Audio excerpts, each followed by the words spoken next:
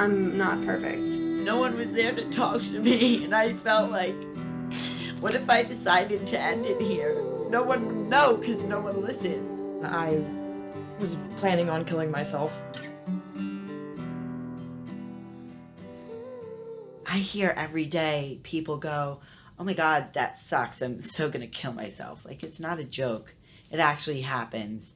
And that's so, it offends me when people say that. I have people who feel so alone, and I felt alone. And it's hard to assure somebody that it's going to be okay, because if you believe it, it doesn't matter. They have to believe it. I finally got up the courage to be like, I'm kind of, I don't feel that great right now. Like I need help, and I was denied it completely. He didn't really help though. He kind of just told me that if somebody's coming to you and tell him, because he's had a lot of problems, if his problems get too much on me, I should just tell him to just go away. I mean, that wasn't really what I needed. Like with words, you can't see the bruises, but they hurt us just as much as like punches, and stuff like that. It's just so like, it's so sad that you can't like always see it, and that it can just be hidden so easily. I didn't like a lot of stuff about myself. I don't know why, but I guess it's just like what you see. You see in like the magazines, like people with perfect bodies and perfect everything. And you just want to look like them.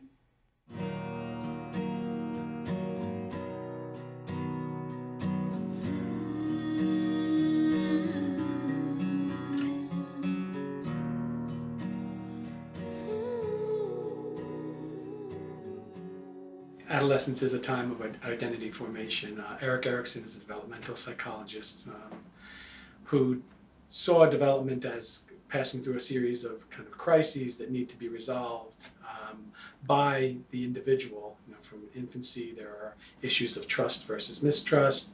Early elementary school years, industry versus inferiority, where kids are figuring out, am I effective in the world, or am I lagging behind? Am I competent? And then you move into adolescence, where the crisis that needs to be resolved is identity formation versus role confusion. Essentially, who am I? And am I good at being this person? Or are there aspects of myself that I am comfortable with, or aspects of myself that I feel conflicted about? Like, I have a lot of friends who are going through very rough times right now, and all I want to do is be there for them, but they're so surrounded by so many negative influences that it's just like, I can't always be there for them, because a lot of them go to different schools and I can't constantly be texting them and calling them, and it scares me, because I don't want to wake up one morning and have a friend be gone. Like,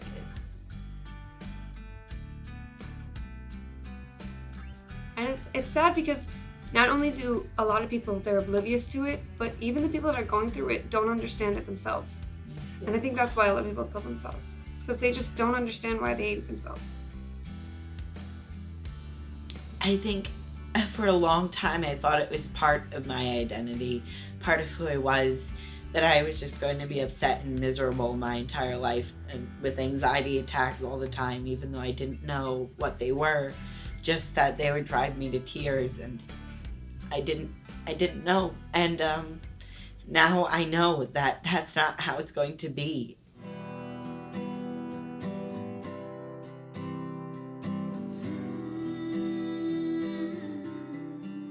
If the identity that seems like it's a good fit is one that is associated with status among your peers, there's not going to be a lot of conflict. And if what's inside of you feels consistent with what you're able to display to the world, that's a good place to be, but that's not the way it is for everyone. And so when you have that mismatch between what you understand to be what's acceptable to show the rest of the world and what you really feel like is who you are, then you're going to have that conflict. And forming an identity can be, forming an identity that you feel is acceptable to show the world and feels good about and feels consistent with who you are inside, it's going to be difficult. The most clear examples come up with issues of sexuality. For most adolescents, the idea that they're gay is something that is likely to lead to a lot of shame. There are exceptions, and there are environments in which this is accepted and they get support, but frequently if the either spoken or unspoken messages, that's not an okay way to be.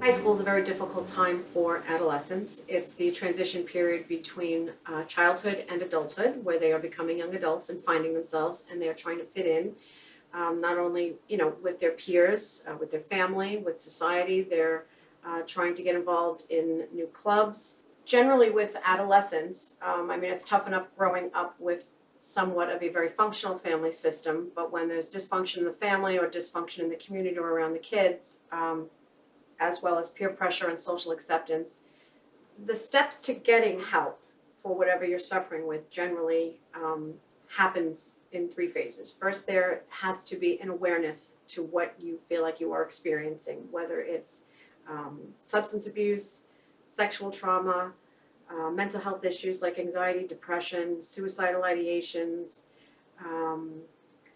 bullying, promiscuity. Then you have to accept that that is what you're feeling, and then you're at the stage where you're willing to change. So at that point, when you seek help from that one person or several individuals that you know can help you, you do that.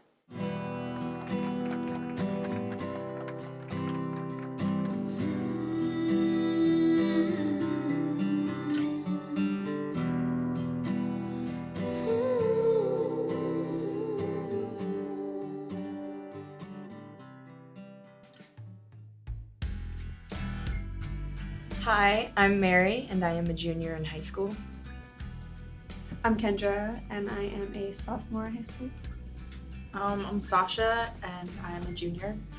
Hi guys, I'm Jake, and I'm a senior in high school. I'm Ashley, and I'm a sophomore in high school.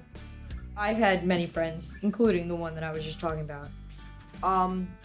He always used to, this one girl too, both of them, they're both very suicidal, and they have tried many times. And they've told me that before they tried, they think about me, and that's what stops them. It is a huge responsibility, and I really cannot say how difficult that must be. I've learned it because sometimes I've thought of that, not as a huge major thing, but I've thought sometimes that if this person decides to do something, is it because of me? But I've learned that it's not because of me. Good. And it's As long as you know that, Yeah. yeah. All of these people sitting here right now are some of the strongest people I've ever met. And now I can say that about you. But you need to know, God forbid anything ever happens, it will never be your fault. Yeah.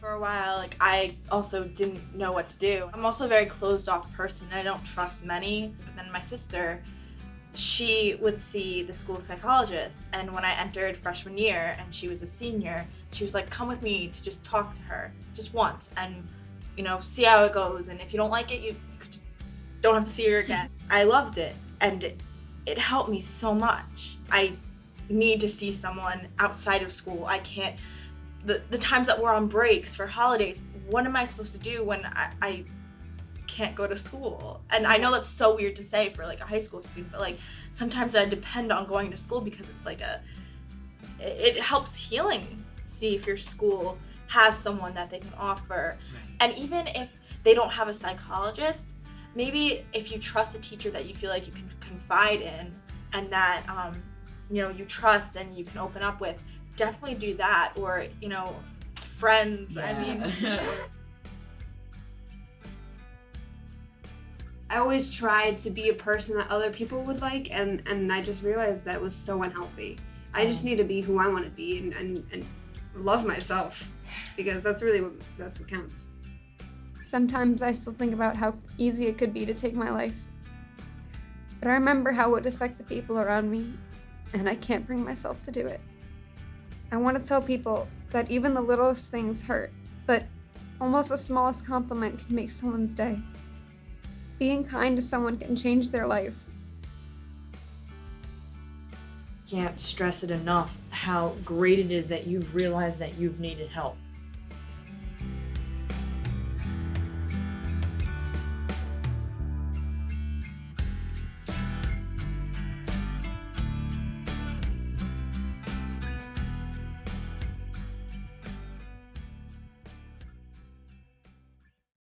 One aspect of identity that emerges during adolescence is sexuality. And if sexuality is in line with, the expected norms of the culture, boys like girls and girls like boys, then that's generally not an issue of any conflict. But when you introduce a gay or lesbian adolescent into that mix, it can create a lot of internal conflict because of fear of judgment, the judgment can come from outside and the judgment can come from inside. Is it okay for me to be this way? I don't want this to be part of my identity. Everyone will look at me, as weird, or, will have negative feelings about me if I reveal this aspect of who I am. In that setting, it's really crucial that there be a sense of acceptance of this aspect of the person, in particular from parents, but also from schools, teachers, and ideally peers. That is one opportunity for there to be either role confusion or a relatively easy integration of that aspect of their identity. The sexual aspect of their identity.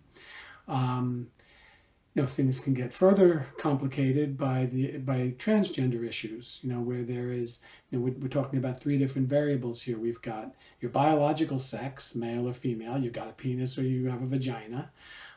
We have your gender identity, which is you either identify as a male or a female. And then we've got your sexual orientation, who you're attracted to, males or females. And those three things can operate independently and can create a lot of confusion as they emerge during adolescence. And again, the feedback, the internal conflict can be really significant, but what's going to really be crucial is the feedback you get from your peers, your parents, the school, the community around you. If there's a sense that this is okay, that you're accepted, that we want you to be who you are. We want you to be who you are in whatever form that takes. That's the best message they can get. When there's judgment or this is wrong, or what's wrong with you, those are really damaging messages for adolescents to receive.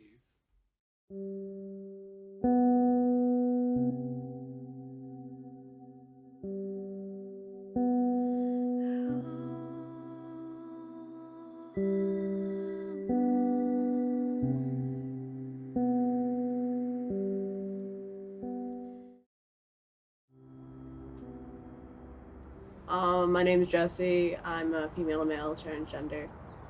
I am pansexual.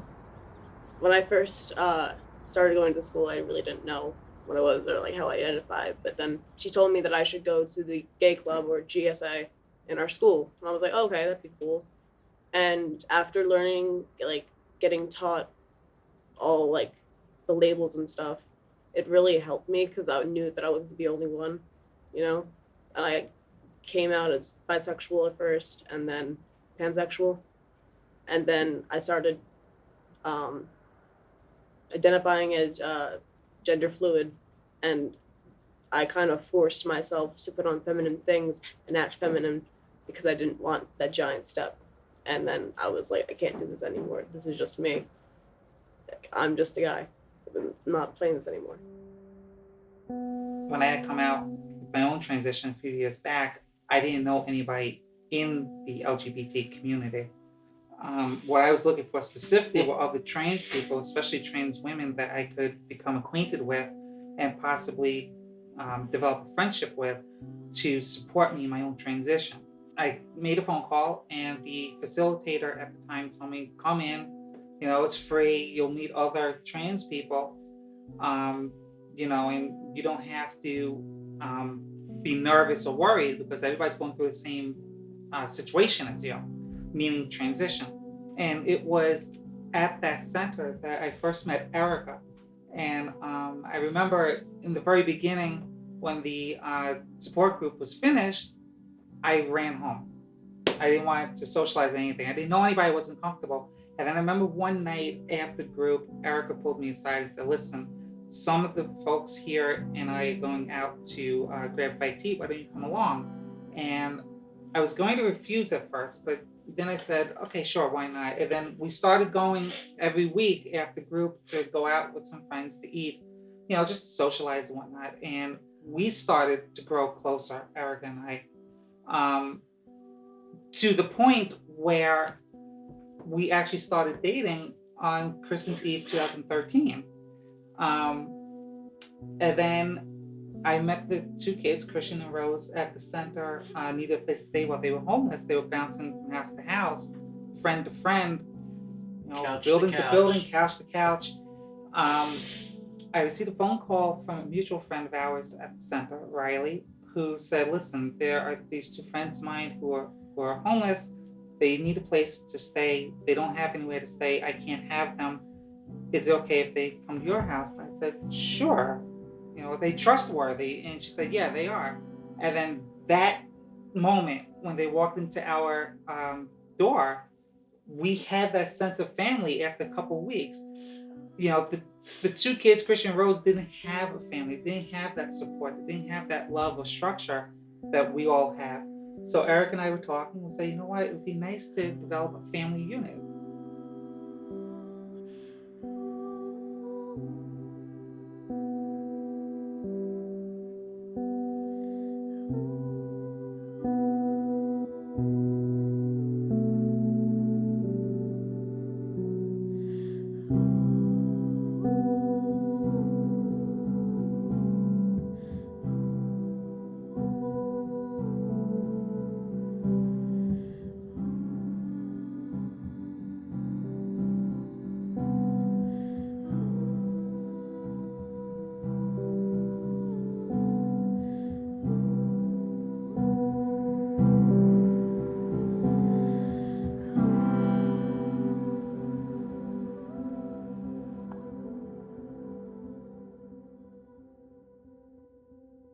When I finally came out, no one in my birth family understood me. The school I attended was extremely transphobic. What I will do is I'll just try to hang around people that understand me. It helps being surrounded by people that understand who I am and know what I'm going through because they're going through the same thing. And not only do I feel like they're not just seeing me as a guy, but they are acknowledging that I've struggled more than a lot of guys because I'm trans. I enjoy being around Sophia and Erica, like whenever I'm feeling really dysphoric and I just need someone to either listen to me or someone to just sit there with me when I'm upset. I can definitely count on them, especially with Rose as well. I feel like even more like I can count on her for that kind of support, being that we've been through so much together. Find that in the past year and a half, my life has changed in ways I would not have anticipated. I would not have pictured myself being where I am now in such a short period of time. I was homeless, miserable, and dealt with copious amounts of anxiety and dysphoria, along with substance abuse on top of it all. In the past year, I've found a stable living situation with Erica and Sophia and have a real family for the first time in years. I've gotten on hormones and nearly conquered dysphoria, and I've started seeing a psychiatrist, and I'm now on a series of meds that help me to deal with insomnia, depression, and ADHD. Along with that, I've been enrolled back in school, and my academic performance went from failing and cutting most of my classes in the past to actually attending and actually completing schoolwork. I still suffer from occasional momentary lapses and lose myself in a way, but I've found that I now recover from them much quicker and regain the ambition and optimism I've managed to gradually build over the past year. I've also found that though transgenderism and the trans communities surround me in many aspects of my life, I tend to now be much less focused on transitioning and all topics transgender related, likely because of how far I've managed to come in my transition. One of my biggest goals is to get into art and film and spend a good part of my future dedicated to artistic expression, though my current lack of productivity in that field often disencourages me, but sometimes I manage to really push myself to just create something, however small or simple it is. I am now filled with more optimism towards my future than I ever have been before.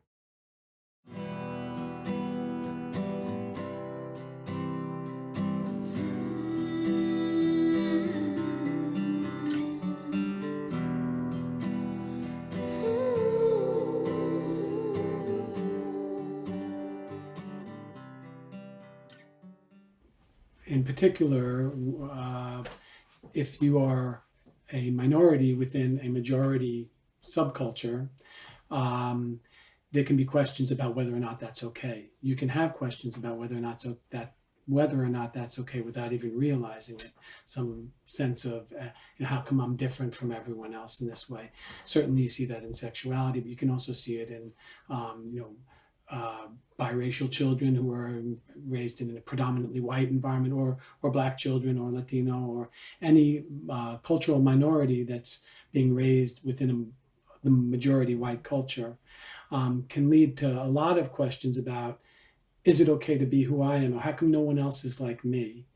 And if that majority culture is not accepting of them, or has some sense of judgment, or a wish to try and force them into a role that doesn't feel natural to them, it can exacerbate that sense of it's not okay to be who I am. And then there's also just alienation, and given the fact that I'm different from everyone else. How come I'm different from everyone else?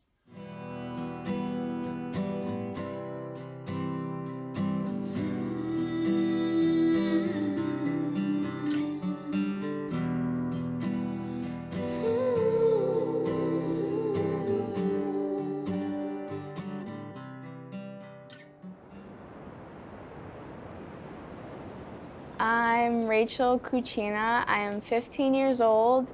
I just moved to Long Beach, New York, and I am a dancer.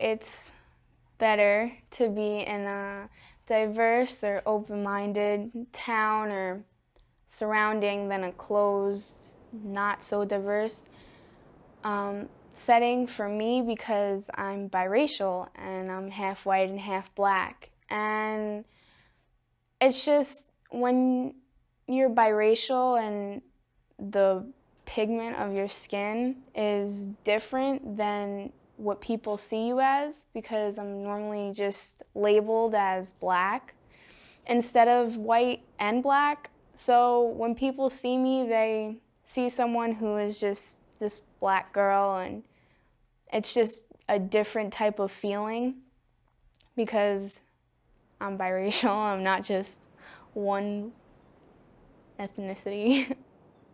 I mean, ever since I was little, I judged myself because I grew up in a white family and I was brown. So when being in a school that's judging you and you're judging you, you feel very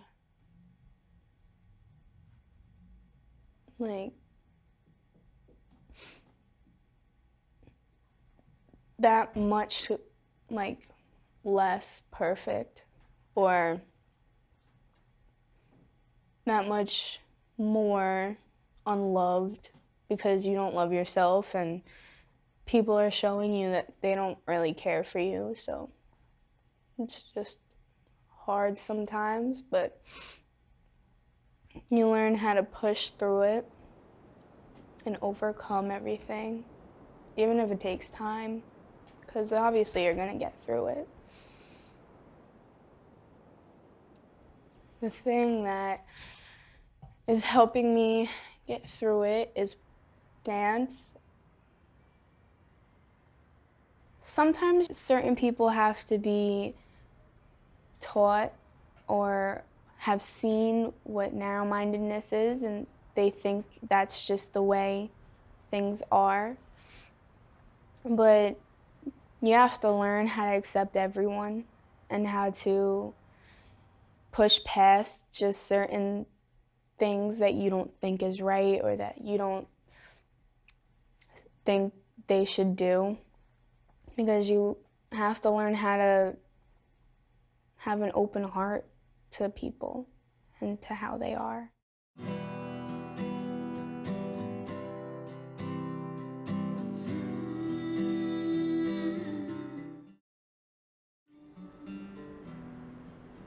His name was Mark. I saw him sitting at the basketball kids' table 7th grade with long, beautiful golden hair. He was the new kid. I thought he was cute, and all my friends and I thought he was cute. I was in the school musical with him, Once Upon a Mattress, and he was the Yellow Knight. Yellow is in all of my memories of him, in all of my dreams of him, and all of my nightmares. I went out of my mind trying to figure out why Mark did what he did, and why he never told anyone. Then I asked myself why I wanted to do the same thing. I couldn't come up with a good enough answer, because no reason is good enough reason to take your life.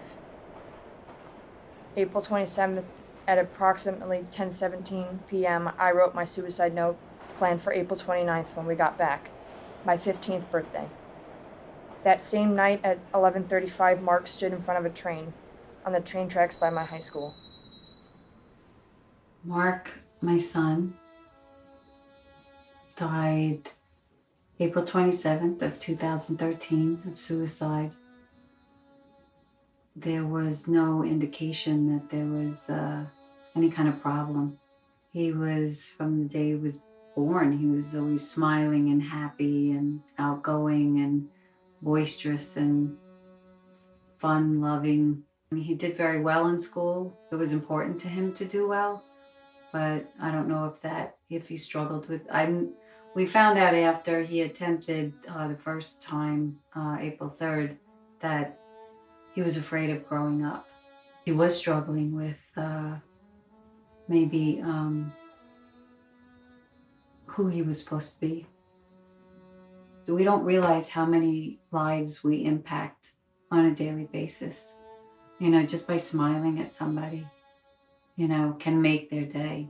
And we don't know that because not enough people take the time to say thank you or hey, that was really cool, but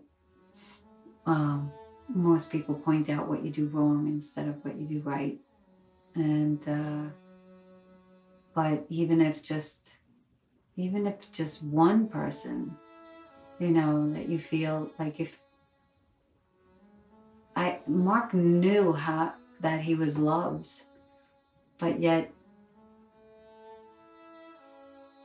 I don't know, I guess it wasn't enough. I love you. I miss you.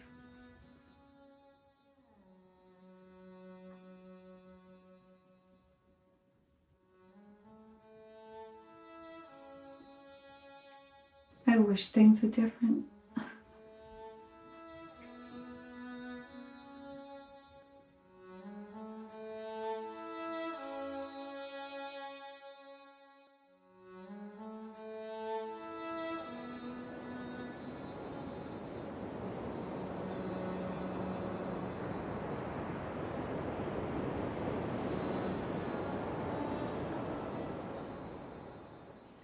I was in a bad place. I had anxiety about everything, and sometimes why I was having a panic attack just didn't even make sense. And they lasted for a long time. I didn't want to go out. I hated looking at myself. I'm just so far out of that bad place now, it's hard for me to even think that I was that way, and for a long time too. I don't like to think about it because now that I know better, I can think more rationally. And it doesn't take a few months, it takes a few years. I'm still in the middle of getting better, but I've come a long way. I'm able to get myself under control quickly when I'm panicking, I have silly putty to keep me level-headed, which is new, by the way. I also think I subconsciously exaggerated my condition. Maybe to me I was very bad, but when I was at this outpatient facility 2 years ago, I wasn't as bad as the other kids, whose parents didn't really care. I had very loving parents, I still do, in a time when I had no friends and was left to suffer by myself. Honestly, the only way to come out of depression is the will and the patience to put time into it. Of course, I had my family, so it was easier, but there unfortunately are kids who aren't so lucky as me, and they'll have to work a little harder, which isn't fair and isn't right, but this is hard work, whether or not you have a good family or support. I'm lucky. I'm very lucky.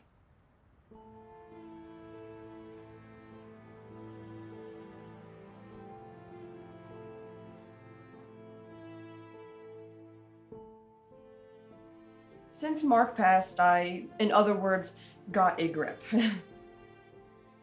My moving forward came when I accepted that he was gone, that I was never going to know why he left, and that I loved him, but I lost him.